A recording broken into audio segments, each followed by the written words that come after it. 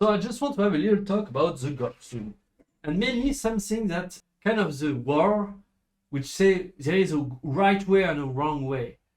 I don't believe that's the case. I believe there is a million different ways that you can use in order to actually swing a golf club. But here is the deal. What you want to be doing in order to actually be consistent over time and be performant on the golf course is you want to build checkpoints.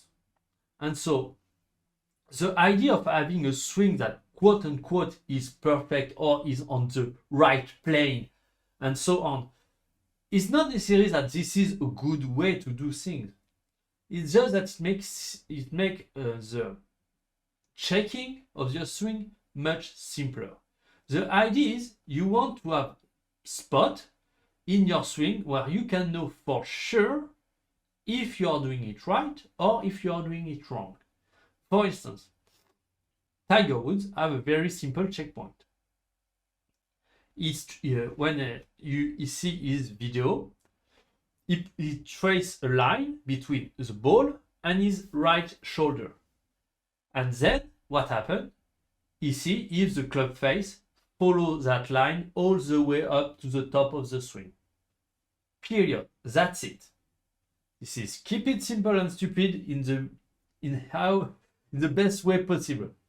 I mean that's for the swing plane, but that's kind of the thing you want to do when you are looking at your video. You want to trace line and make sure, okay, this is what, for instance, me, I have one important checkpoint that I'm trying to build is at the halfway point.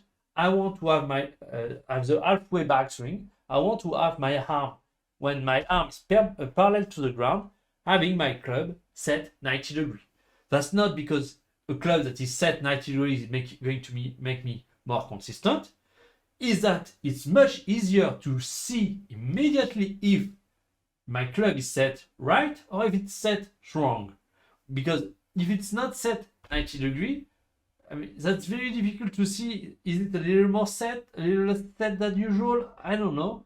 So that's really kind of the key here. You are developing some visual cue where you can say for sure you're right or you're wrong and what you need to improve. That's kind of the idea I had, and I wanted to share today because it's something I'm working as I try to get closer and closer to the swing of Rory.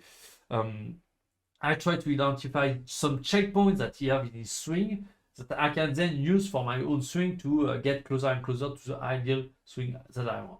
So anyway, I hope that's interesting and that helped you in any way, shape or form. Thank you for watching. I'll see you next time.